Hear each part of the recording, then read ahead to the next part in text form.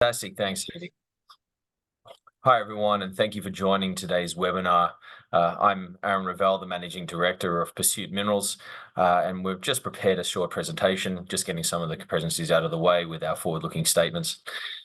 Today's agenda, just to really cover off where we are, where Pursuit is after a very strong year, laying the groundwork for the advancement of the Rio Grande project. We're just going to give you a bit of an overview where the company is and how we're looking at the moment, and what 2024 is going to hold for Pursuit as we move the project forward. Just a bit of a corporate overview. The company, like everyone else in the lithium sector, has faced the correlations of share price declines, with the spot price of lithium coming off the highs of the 80,000 per tonne mark, settling around the 20,000 to 15,000 tonne levels that we're seeing in December this year. However, we remain strong. We're still sitting on about 3.36 million of cash. There's no capital raise plans in the future. We are fully funded through the exploration program that we have outlined to shareholders. So Pursuit, despite tough market conditions, we're still in a very strong position to move forward and advance the project.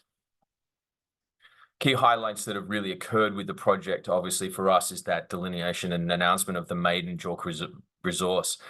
This was completed in October earlier this year, and a really great benchmark for us to start in terms of the size. 251,000 tonnes, 351 mgli, excellent grades, and we've been really able to work on that as we plot forward our production and start working on the processing from the processing plant. The resource in itself for us is something we're expecting to increase, especially as we've seen from our geophysical surveys across both the on-salar tenements as well as the Mito tenement in the north. We're seeing these geophysical surveys as well as adjacent drilling from our competitors and neighbours really extending to depth. The resource itself is only quite shallow from existing drilling, whereas we're seeing the potential for lithium to really extend quite deep. In terms of our drilling program, it has been outlined for a period of time, and myself, I was actually in Argentina last week with my COO, Alex Rodriguez. We've had very consistent dialogue with the Salta Mining Secretary, and within those dialogues, we've really been able to define the hold-up on our permits. We've had these permits going for a period of time now, and as long as in conjunction with the Argentinian election, the appointment of Milei, which did create some uncertainty, the real delays resulted in three key factors, one of which was the transfer of the mining licenses from Pursuit's former owners to Pursuit's subsidiary. In addition to that, there were some administrative errors on the licenses, and then we'd also required to give some more further classification on our camp location. So within our meeting held last week with Luciana Cereseco, who's in the photo on the presentation, and the actual administrator who processed the applications, we're expecting those permits to be awarded to us in the immediate term. However, the official position that we have is that no further amendments are required to the permit applications themselves, and on top of that, there's no further amendments, and for us, we're expecting those in the immediate term. So we're hoping to get the drilling program moving as soon as we can, be it at the end of this year, where we'll be mobilizing rigs, or into the first couple of months of 2024. So for us, the drilling program is in the immediate term and really goes in conjunction with where we have achieved on our processing side. The announcement that we released yesterday really demonstrates that we're about to start making some considerable progress on the production side. The lithium market is now shifting away from exploration, but more really looking at the supply side response, where producers are able to produce lithium carbonate, lithium hydroxide, and the qualification of product from end users is becoming something that's very apparent in a lot of the discussions that Pursuit's having when we're out on the road with investors and end users. For us, we have completed the processing, as mentioned, in terms of the initial pilot plant, which was purchased for 100 tonnes per annum nameplate capacity. So upon purchasing that plant, we engaged engineering firm Worley to go through and identify the mass balance and the block flow that would be required to produce battery-grade lithium carbonate, which is something that we successfully achieved. The battery-grade lithium carbonate coming out at the 99.99% purity for that 100 tons. The processing from the ponds, we were also able to look at that and understand how much size we needed, and also what the evaporation was in terms of the processing lead time. So from when we actually pump out of the wells, the evaporation is a 363-day process, at which that's when the brine starts going through the processing circuits. So from that perspective, we were also able to look at our own engineering, and we've appointed some very top talent in Argentina, ex-SQM and Galaxy plant managers, very proficient chemical engineers in Pedro and Adrian, who have taken the work from Worley along with their own experience and looked at upgrading this to a 250-ton per annum plant. Within that, we have the layout of the purpose facility, which is on the screen in front of me, and that's what we are commissioning now. So the plant at site in Salta, once it's commissioned, will be at a 250-ton capacity. The intention is for Pursuit to turn this plant on, start processing material, at which once we have a sufficient amount of material for product qualification, we'll then look at moving that plant up to site. We are quite excited to see where the plant goes, having with the layout in front of me, and also a battery grade product purity, which has been identified by our engineers. So for us, once we've completed the initial stage, we'll be looking at moving the plant up to site. The site selected is the Sal Rio 2 tenement. This is in fairly close proximity to the major access roads, at which point we believe this is the optimal location for the plant at this size. There is enough area for this plant. However, for larger 20,000-ton solution plants, we would be looking at the Mito tenement, given the size of the evaporation ponds is about the 11 to 12 hectares. So there's enough area within the Rio 2 tenement. For us, we're submitting the environmental permits for this once the pond design is complete, and we're expecting that to be in the first couple of months of next year. So for us, really moving forward on a couple of key milestones, we are funded through our exploration program at this point. We have the permits in the Salta Mining Secretary. Whilst we've suffered some delays, we've identified what these delays are. We have rectified the solution, and now we're at the mercy of the Salta Mining Secretary.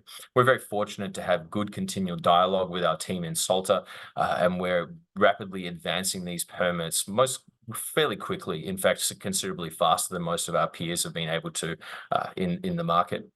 From there, the drilling program will commence. Within Salta, there are 26 active exploration permits. There are 2 other companies drilling on the same salar as us. So the permits are a process that we are going through. It's highly unlikely we wouldn't receive these permits given the proximity to other advanced exploration permits. We're not doing anything outside of the wheel. So for us, that program will commence. We are funded to commence that program, and we're looking to commence that drilling as soon as we get those permit approvals. Building on the permits approvals, that also builds on our JORC resource. So we're expecting these drill holes to be hitting the 500-600 meters, which for us, looking at the drilling adjacent to the Rio Grande project and also on the salar, we're expecting a resource increase as we move that project up the value chain. Concurrently, as mentioned, the pilot plant is moving forward. The commissioning is expected to occur in the first couple of quarters of next year, as we work through that already defined block flow.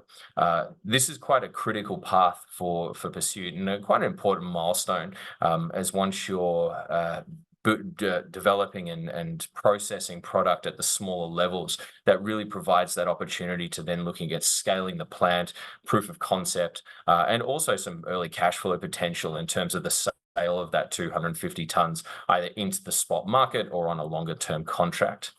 So for us, we are aware of Argentina, and that's always a question that I get a lot of. Javier Milei has come in, and some of you might have seen this morning, he has devalued the currency and moved that exchange rate. But more importantly, this is a government that pursued, and over the meetings we've had over the last week in Argentina, feels really confident that his incentives now are to really tackle the economic issues that Argentina is facing.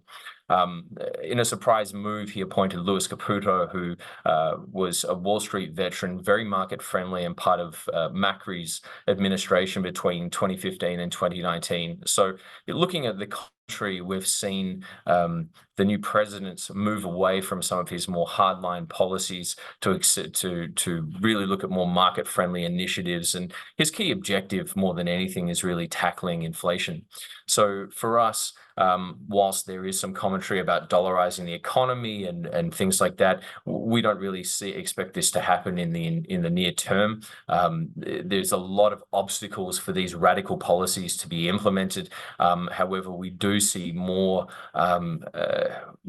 initiative and more market-friendly policies of tackling inflation.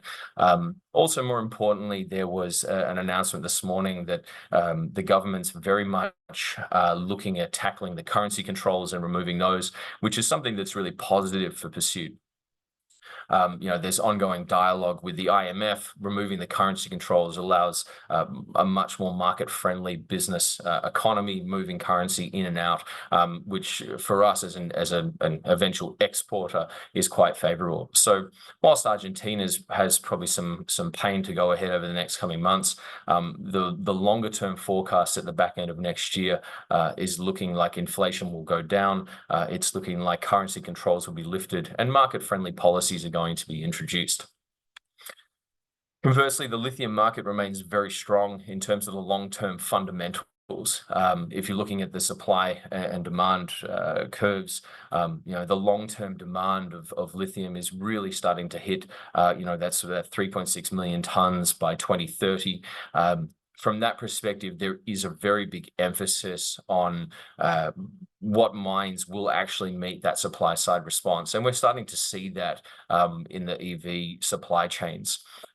Whilst there has been talk of EV supplies and sales cooling off, the data in the top right shows that from 2020 through to 2023, it's a straight 45-degree angle in terms of sales, EV demand. There's not without their spikes, but there's still a very strong interest that Pursuit's receiving from end users looking to secure that supply.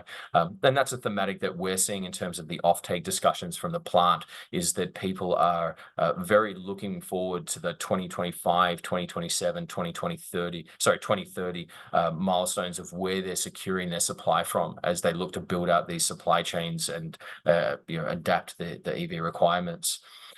Whilst the pricing has hit historical lower segments from that 80,000, we're back down to 14,000. It's really important to see that there is a strong correlation between share prices of lithium miners and the spot price, which is evidenced by that chart on the bottom right there. Also for us, as a brine producer, we are able to withstand these lower prices. There is a lot of pressure now forming on the hard rock producers. Just with the simple maths, you're looking at around 7.5 to 8 parts of lithium oxide to convert that to lithium carbonate. So, for a spot price of $2,000, your feedstock is around 14,000 per ton, which is where the current China spot price is at the moment. However, spot is, whilst it is there, it's very hard for Koreans and Japanese companies to access spot. Most contracts are done on a long-term basis, and more importantly, there's a lot of product qualification that goes into the lithium. So spot only really accounts for between 10 to 15% of the market, but nonetheless, the prices are returning to a norm that is still very healthy for lithium brine producers. At the pilot level, your cost of operation can be anywhere between 6.5 to 8.5 to 10,000 US per ton, which at 15,000 you're still making a healthy margin. And then at the largest scale, when you're hitting that 4,000 to 3,500 per ton, a 20,000 to 15,000 per ton price is still very healthy on the margins. So really going back to lithium, we saw FMC in 86 move away from hard rock to brine in Argentina for this exact reason, where price crunches made hard rock supply not economically viable. So for us, the levels of lithium at 15,000, that was the price in 2020. There is an expectation in the market that these prices will return to some level above 20,000, potentially up to 30 and 40,000. A lot of the commentary that we receive is 80,000 is unlikely to ever happen again. However, there is still a structural deficit in the market, especially on the longer term. So whilst we've seen some increased supply from hard rock and comfortable inventories occur over the last 6 months, this is unlikely to continue for those longer term, where new supply will ultimately be needed in the market. So just recapping where we are and where we're really focused on our execution. In the last quarter, we've relocated the plant. We've started that commissioning process, working through the environmental permits for our drilling program, which is really setting us up for a quite busy Q1, Q2 of 2024. We're looking to commence that drilling program as soon as we can, be it actually mobilizing rigs over the end of this year. But again, that's subject to the receipt of those environmental permits, which for us, we continue that really good dialogue with the Salta Mining Secretary. We've answered all questions of us and actioned all of the items that we needed to action. So now it's the review process, which we're in the final stages of. We're looking to have the completion of the commissioning of the plant and looking to start that build-up of inventory and testing the circuits and ensuring the plant operates as we expect it to. We have the 250-ton increase, which is quite a small capex bill compared to the plant. We're looking in that $100,000 range to actually increase that with several more mixing tanks and pumps, and we have the funding to execute that. Additionally, importantly, they're looking to add the site evaporation ponds environmental permits, so that once we've built the plant, have that working, that we can start looking at moving the plant up to site almost immediately once we're getting those permits approved. The permits in themselves, they have a lead time of anywhere between 6 to 9 to 12 months. However, with the new business government and some of the initiatives that we've heard over the past couple of weeks to streamline environmental permits in Salta, we're expecting those permits to be on the shorter end.